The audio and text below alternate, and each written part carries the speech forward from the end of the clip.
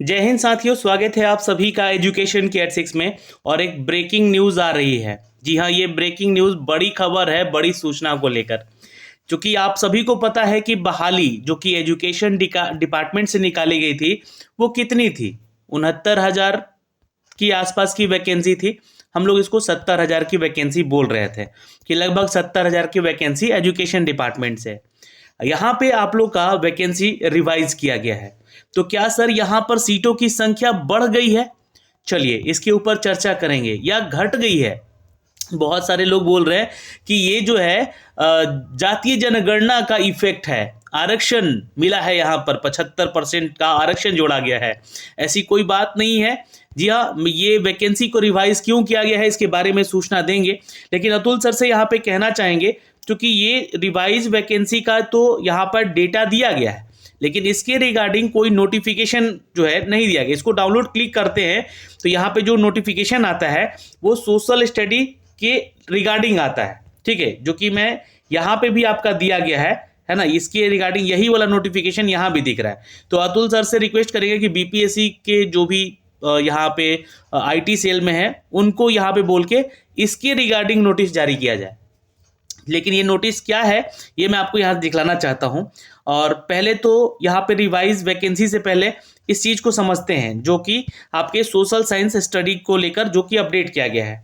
देखिए, आप परीक्षा जब आपका आएगा, सोशल साइंस वाले छात्र ध्यान देंगे सिर्फ।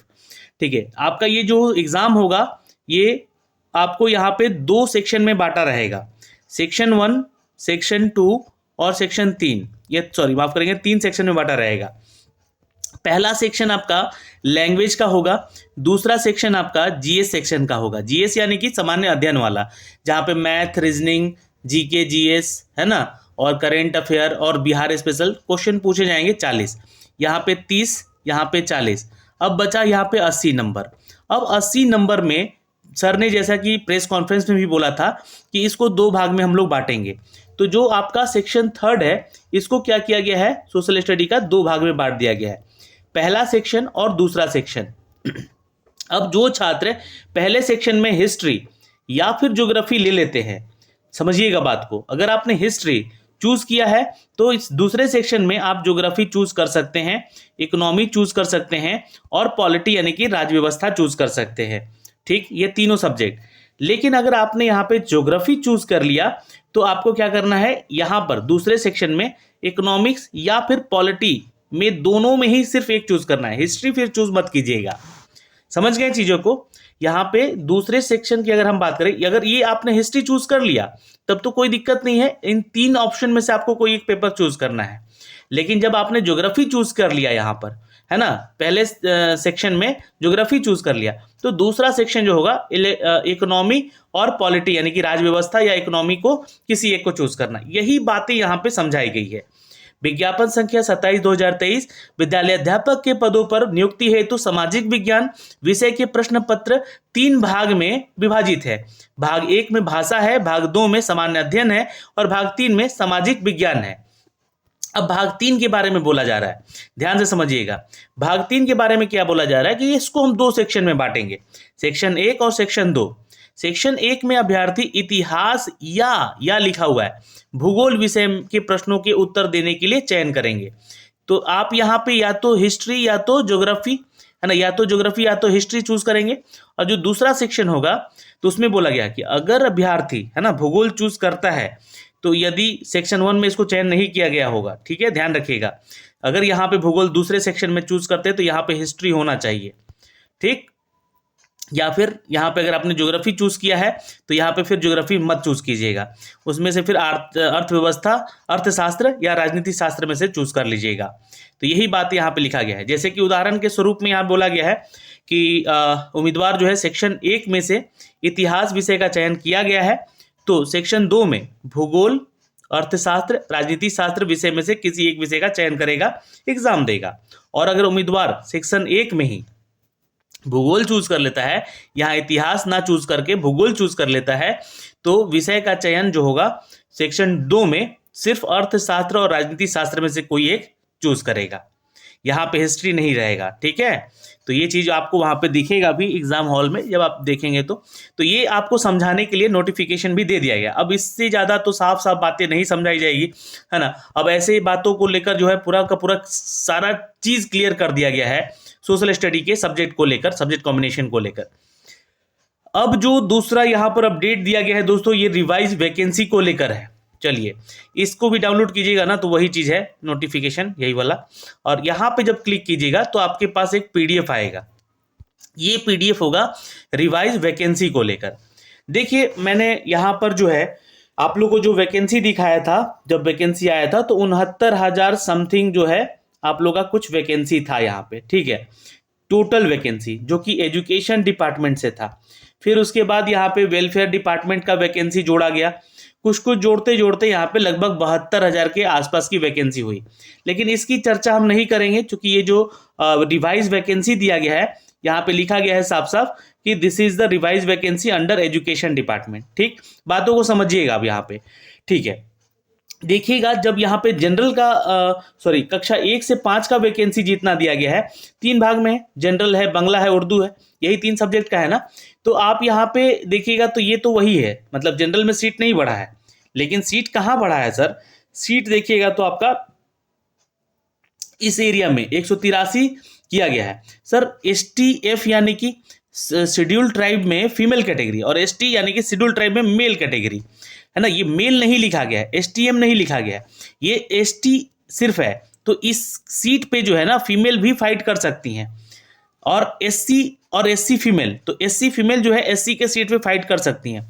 तो सर यहाँ पे अगर देखेगा तो 3,142 सीट इसको भी दिया गया और 3,142 सीट इसको भी दिया। तो क्या सर यहाँ पे 6,000 से ज़्यादा वैकेंसी है?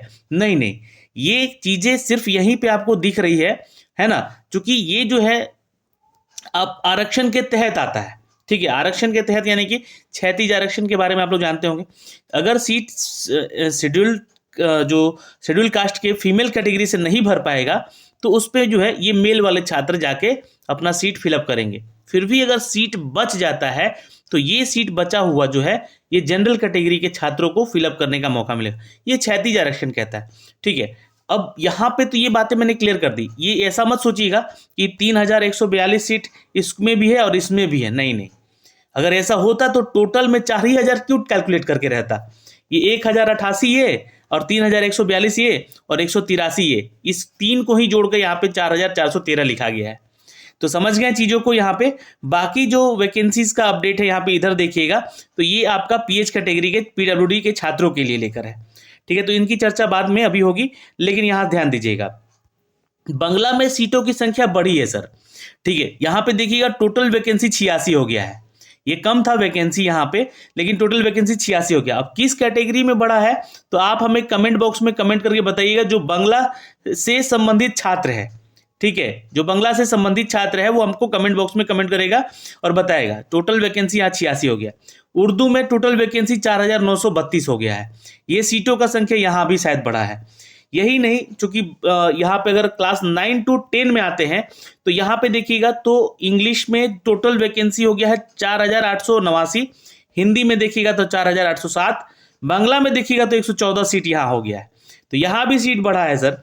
अब ये सीट देखिए बहुत सारे सब्जेक्ट में बढ़े होंगे, यहाँ पे मुझे याद तो नहीं है, ध्यान भी नहीं है, लेकिन कुछ एक सब्जेक्ट है जो कि ध्यान में है, जैसे कि कंप्यूटर साइंस। देखिएगा 11-12 का ये वैकेंसी है एजुकेशन डिपार्टमेंट का कंप्यूटर साइंस का वैकेंसी। अब ये जो वैकेंसी है टोटल 1,142 हो गया है। देख रहे हैं ये चीजें, आपको 172 सीट था टोटल, है ना। अब ये 1,142 हो गया है, क्योंकि इसके पीछे कारण था कि बहुत सारा सीट को रिवाइज इससे पहले भी किया गया था। 900 कुछ सीटों का रिवीजन किया गया, 936 कुछ सीट जोड़े गए थे।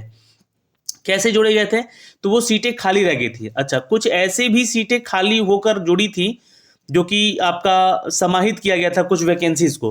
1 से 5 वाला वैकेंसी समाहित किया गया था, 9 से 10 वाला वैकेंसी और 11 से 12 वाला वैकेंसी समाहित किया गया था, पुराना TRE 1 का वैकेंसी। तो ये टोटल मिला के 1,142 सीट है, ठीक है। उसी तरह और भी यहाँ पे जोड़िएगा इन सभी सीटों को, तो ये टोटल कैलकुलेट करते करते जो है यहाँ पे टोटल 86,000, जी हाँ 86,000, जो कि मैंने देखे यहाँ पे 86,821, लिख देता हूं बड़े बड़े शब्दों में, 86,821 टोटल एजुकेशन डिपार्टमेंट से ये सीट हो चुका है।